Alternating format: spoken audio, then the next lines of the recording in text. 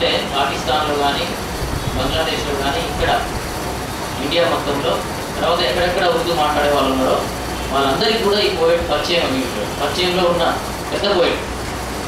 అట్లాగే హైదరాబాద్లో మీకు హైదరాబాదుతో పాటుగా తెలంగాణలో ఉన్న అన్ని జిల్లాల్లో కూడా కొంతమంది ప్రముఖులైన కవులు రచయితలు ఉన్నారు, ఉర్దూ కవులు రచయితలు. వాళ్ళు దేశవ్యాప్తంగా అంతర్జాతీయంగా ఎంతో ప్రముఖులై ఉన్నప్పటికీ కూడా మనకి వాళ్ళు వేరే ఒక లోకంగా మనకి ఏమాత్రం పరిచయం లేని వాళ్ళుగా ఉన్నారు. వాళ్ళకి మన సాహిత్యం గురించి పరిచయం లేదు, వాళ్ళ సాహిత్యాన్ని మనము పట్టించుకోవడం లేదు. ఇట్లాంటి ఒక దుస్థితిలో ఉన్నాము. నిజానికి చాలా ఎక్కువ మంది హైదరాబాద్ అండ్ తర్వాత మొత్తం అన్ని జిల్లాల్లో కూడా ఉర్దూ పీపుల్ ఉన్నారు.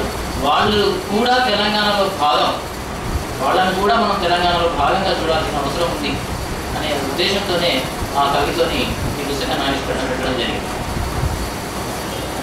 వాళ్ళు కానీ తర్వాత ఈ మధ్యకాలంలో జరుగుతున్న ముస్లింల మీద జరుగుతున్న దాడులు కానీ, మత కలహాల పేరుతోని ముందుకు వస్తున్న కొన్ని గొడవలు కానీ, మహబూబ్ నగర్ ఎన్నిక కానీ, ఈ విషయాల పట్ల బాగా హర్ట్ అయిన మనోభావాలు దెబ్బతిన్న ముస్లింలు మమ్మల్ని పెద్ద ఎత్తున నిలదీస్తూ ఉన్నారు. రోజు ఫోన్లు వస్తుంది మాకు, చాలా ఇబ్బందిగా మమ్మల్ని చాలా క్వశ్చన్స్ వేస్తున్నారు.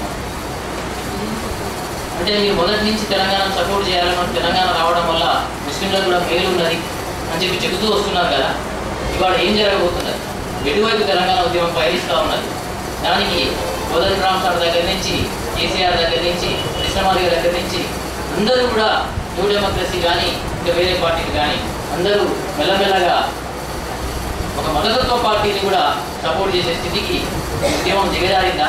అట్లా దిగజారినప్పుడు మా ముస్లింల పరిస్థితి ఏంటి, మన ముస్లింల పరిస్థితి ఏంటి, ఎవరు అడగరా అని చెప్పేసి చాలా బాధతోనో ఆవేశంతోనో వాళ్ళు అడుగుతూ ఉన్నారు.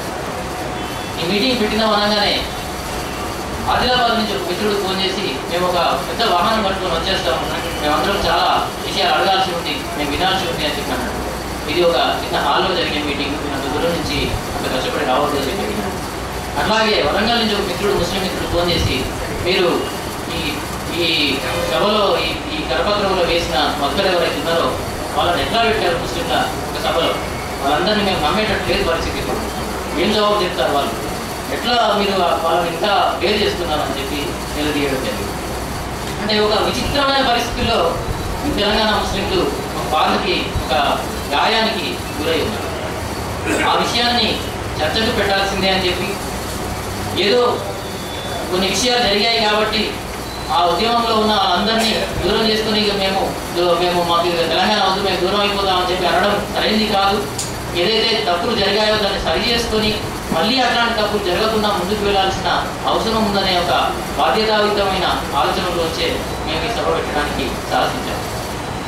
అయితే మేము బలంగా ముస్లింల వైపు నుంచి ముస్లిం రచయితల వేదిక తరఫున సింగిడి సంఘంలో కూడా వన్ ఆఫ్ ది కన్వీనర్గా, ముస్లిం కన్వీనర్గా ఉన్న నేను మొత్తం తెలంగాణ ముస్లింల మనోభావాల్ని చాలా రోజుల నుంచి వింటూ ఫీల్ అవుతూ నిద్రపట్టని రాత్రులను గడుపుతున్నాం. మేము కొన్ని ప్రశ్నలు మేము ముందు ఉంచదలుచుకున్నాం. ఆ ప్రశ్నలకి జవాబులు కావాలి. పుస్తకము ఇంకా వేరే విషయాలు ఇవన్నీ సెకండరీ మాకు.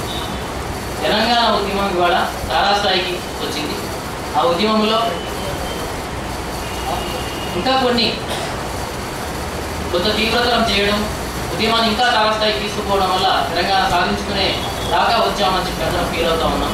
అట్లాంటి సందర్భంలో ఒక నరహంతక పార్టీని, ఒక మతతత్వ పార్టీని, మనుషుల రక్తం కళ్ళ చూసే పార్టీని, వాళ్లే హిందూ దేవాలయంలో ఆవు కాళ్ళు వేసేసి ముస్లింలు వేసారని ప్రచారం చేసి వాళ్లే 5-6-7 పొడిచి పడేసి అతకహాలు సృష్టించాలనుకున్న ఒక పార్టీని, ఇంకా రకరకాలుగా గుజరాత్ తీసుకుంటే నేను ఈ పుస్తకంలో కూడా ఆ గుజరాత్ రాష్ట్రాలు కూడా కలపడం జరిగింది.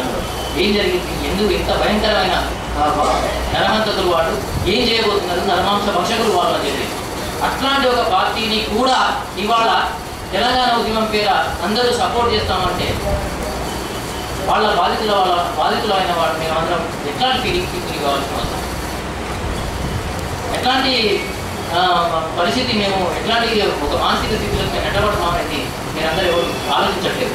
ఎందుకంటే మీకు ఇమీడియట్గా మీకు ఏ ప్రమాదం లేదు కాబట్టి, బాధితులు మీరు కాబట్టి, ఇమీడియట్గా చంపబడే వాళ్ళు బాధించబడే వాళ్ళు మీరు కాదు కాబట్టి, మీరు ఎంతైనా ఆ హిందూ సెటప్లోనే మీరు ఉన్నారు కాబట్టి మీకేం అంత బాగా చెప్పు. ముస్లింలుగా ఇమీడియట్ శత్రువులుగా ఉన్న మేము చాలా భయాందోళనకు గురవుతున్నాం. మా మొత్తం ముస్లిం కమ్యూనిటీ కూడా ఆ విషయంలో చాలా సీరియస్గా ఉంది ఈరోజు. ఆ విషయంలో అందరూ కూడా బాధ్యతాయుతంగా ఆ ఉద్యమాన్ని చాలా జాగ్రత్తగా ముందుకు తీసుకుపోవాల్సిన క్రమంలో భాగంగా ముస్లింలకు మాత్రం మీరు చాలా స్పష్టమైన సంకేతం ఇవ్వాల్సిన అవసరం ఉంది.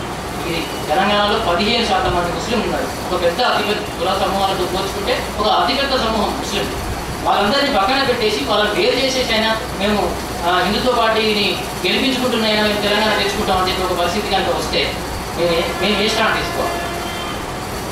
ఇవాళ ఈ ఉస్మానియాలో కూడా గమ్మత్తైన విషయం ఏంటంటే, ఉస్మానియాలో ఒక పెద్దకూర పండుగ చేస్తే మతతత్వవాదులందరూ లేదంటే ఆ దళితులకు వ్యతిరేకంగా ఉన్న వాళ్ళందరూ కూడా దాన్ని వ్యతిరేకిస్తూ రకరకాల చర్చలు చేయడం, దాడులు చేయడానికి ప్రయత్నించడం చేశారు. అంటే బీజేపీ రేపు అఫెన్స్లోకి వస్తే దళితులను ఎట్లా చూడబోతుంది, దళిత కల్చర్ని ఎట్లా చూడబోతుంది, ముస్లిం కల్చర్ని ఎట్లా చూడబోతుంది, ముస్లింలను ఎట్లా చూడబోతుంది అనేది చాలా స్పష్టంగా ఆ సంఘటన కానీ నౌకల సంఘటన కానీ మన కళ్ళ ఉంటుంది. అట్లాంటప్పుడు మేము ఎట్లా వేరు చేస్తాం ఈ విషయాన్ని? తెలంగాణ ఉద్యమం పేరు మీద మమ్మల్ని బలిగమ్మంటారా? మమ్మల్ని అందరినీ బలి పెట్టి తెలంగాణ తీసుకుంటారా? ఆ విషయానికి మీరు అందరూ సమాధానం చెప్పాలని చెప్పి నేను సభాముఖంగా